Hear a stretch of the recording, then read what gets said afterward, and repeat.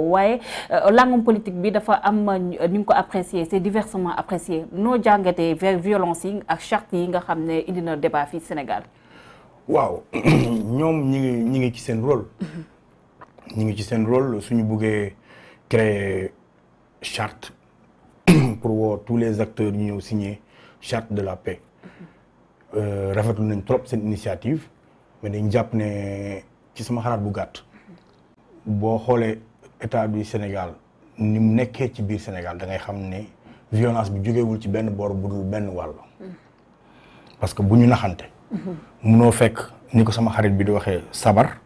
nga ñëw ci fecckat yi ne leen bàyyi leen fecc mi te waxoo kii tëgg bàyyi tëgg mi. donc ku yow attaqué wu nœud du problème maa ngi ñëw. munoo fekk ku ñuy dóor muy jooy nga ne ko bul jooy fompal say rongoñ te waxoo kii dóor mu bàyyi di dóore. la réalité c'est que les Sénégalais dans leurs composantes surtout ñi nekk ci ay médiation ki yooyu ils ne tiennent pas un langage de vérité à Macky Sall loolu mooy dëgg. la seule personne violente wala la seule organisation violente c'est le Benno Bokk Yaakaar dans ce pays-là. ñoom ñoo yore armée ñoom ñoo yore police ñoom ñoo yore renseignements généraux ñoom ñoo ci teg yore ay nervis. comment est-ce qu'on peut expliquer loolu yëpp état du Sénégal yore ko mu nekk ay jumtukaay yi ñuy utiliser ci kaw askan bi ñu bëgg a dem seeti ñeneen naan leen kaa la ñuy signé ay pacte ay charte de non violence. la personne violente xam nañ ko. ñi nga xamante ne ils sont toujours dans l'impunité xam nañ leen mais limal les des gens de l'APR qui sortent Aliou Dembourou Sow lu mu fi waxoon jël leen ay jaasi ngeen rey képp ku contre troisième mandat bi est-ce qu'il a été inquiété mais alors les 14 morts du mois de mars pas d'enquête y a rien eu kon il faut pas qu'on mette la charrue avant les bœufs fi ñu waroon tàmbalee mooy que d'abord les responsables de ces actes-là de ces précédents-là qui répondent de leurs actes d'abord. Ça ce serait le premier signal fort et que signature Macky Sall du ma ci dóor sama xaj ku ne xam na ne signature am tekkiwul dara charte assise nationale entre les deux tours signé na ko bi mu ñëwee ci tiroir la ko def. jël na fi milliard jox Amadou Mahtar Mbow pour mu defaraat réforme ci institution yi bi mu paree këyit googu moom lañ booyalee ataaya keroog jël na fi xaalis jox Sourang pour ñu def ci code des miniers nangam nangam bi mu paree caaf lañ ko laxasee. ba bi ci mujj mois de mars xalif général kulli murit di kilifa gu mag ci Sénégal ak Afrique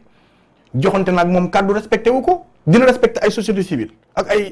ay yeneen keneen nañ bàyyi caaxaan bi c'est-à-dire que pour qu'il y ait un vrai dialogue pour qu'il y ait un vrai débat il faut poser les vrais problèmes mënoo ñëw fekk góom bi nekk ci oom ngay faj ay tëstën la vérité nous sommes face à un régime et un état qui devient de plus en plus un état policier brutal prêt à tout et benn mbir mooy régler cette histoire de paix au Sénégal mooy ne Macky Sall wax ne il n'est pas candidat aux élections de 2024 c'est la clé cette tension qui est là loolu kese moo ko wundu tu peux pas maintenir les Sénégalais ci benn suspense indi ce climat de tension partout moom la ñuy wane ay photo muy mattu moom mooy tëkkuwaate kan moo fi taxaw ne li fi amoon du fi amati kan mooy mattu ci ay photo kan mooy naan bu ngeen takkee lu xonk gisuma ko c'est lui là c'est cet individu qui aspire à ce qu'il y ait un climat, une tension dans ce pays, une tension sociale. loolu amul secret de polichinelle la. donc kenn bu mu sonal kenn naan di wax na lii wala di wax na lii je suis d'accord avec toute personne responsable qui disent que balaa maa signer cette charte là allez voir Macky moom muy signer cette charte et que cette fois-ci qu'il respecte sa parole et je suis tout à fait d'accord avec ñoom. donc vous êtes en phase avec Ousmane Sonko. mais je suis en milliard de pourcent en phase avec lui. bu doon man la attitude boobu laay adopté mënoo ñëw fekk ki yore doole di ma dóor nga ne ma man bu ma défendre il faut aller dire à Macky Sall la vérité il faut que les Sénégalais bàyyi boyal beeg bogo bi qu'on arrête d'essayer de diaboliser cette opposition Macky n'a que le résultat de ce qu'il mérite il n'a que ça son opposition tout ce qui se passe dans ce pays c'est parce que le pouvoir ni mu gérer réew mi noonu rek la mën a amee une opposition noonu rek la ko mën a amee y a pas de gentleman agreement amul. mais Thiat est-ce que tamit si violence bi certes du côté du président de la République wala sax si ñi nga xam ne ñoo féetoo au niveau de la paire dañuy seetlu ne carrément dañoo am ay discours yoo xam ne mënuñoo jàpp ne sax ay nit yu ñuy jiite ñoo ko war a am gis nga yaa ngi koy wax Aliou Dembourou Sow même le président de la République Macky Sall ba mu demee fan yi ñu weesu rek Paris gis nga discours yi aussi mu yëkkatu mais du côté de l'opposition aussi dañoo gis na à chaque fois ñoom tamit mun leen traiter aussi comme des saints aussi ñoom tamit dañoo am seen discours va-t-en guerre tey est-ce que le Sénégal loolu la soxla aussi. mais non je suis pas d'accord avec yow je ne suis pas d'accord avec toi musuma gis dans l'opposition ku am discours va-t-en-guerre non un discours d'autodéfense oui ils se défendent avec les armes qu'ils ont ils peuvent pas se laisser massacrer parce que Macky son pouvoir xam nga gars yi dañu naan ay Macky c'est un génie politique man je dis que c'est pas un génie politique génie mooy kuy jëmale réewam kanam il faut ñu tomber d'accord un génie c'est celui qui fait progresser son pays loolu mooy nit loolu la ñuy woowee génie mais ay tapale njuuj njaaj nax xëcc fii corrompre fële jënd fële tëj fii kaso loolu mooy génie politique mais kon dans le monde il est le seul génie au monde et pourtant Sénégal moo gën a dellu ginnaaw un génie politique boo xam ne le pays tarde à décoller il n'a qu'à mettre son génie au service de la nation il n'a qu'à mettre son génie au service du peuple sénégalais au service du travail pas au service de complot de théorie de naxante de njuuj njaaj de yëfu caaxaan si loolu lañ leen gis gisuma benn opposant bu taxaw au Sénégal y aurait un discours va-t-en-guerre sans qu'au préalable il a été provoqué par un autre acte plus va-t-en-guerre wala même un acte une déclaration de guerre venant du côté du pouvoir amul nañ ma ko génnal dans l'histoire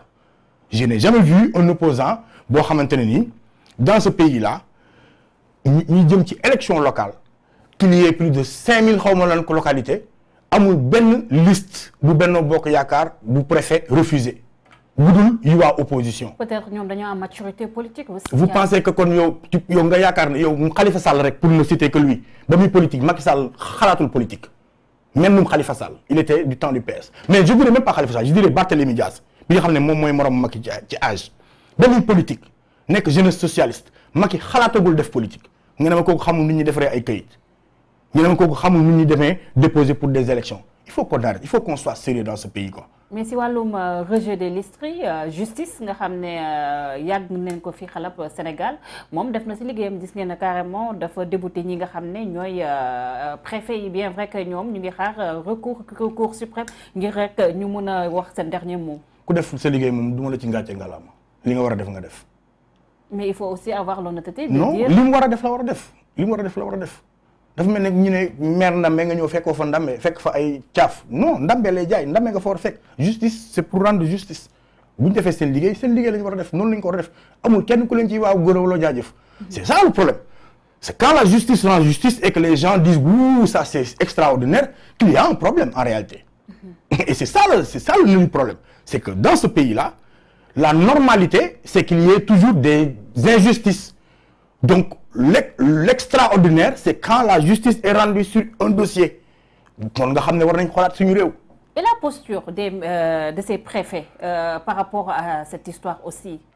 dafay mel ni comme on a aussi des préfets partisans est-ce que après ñun tey Sénégal préfet yi nga xam ne mën nañoo wax ne dañoo génnee ci école ba gën a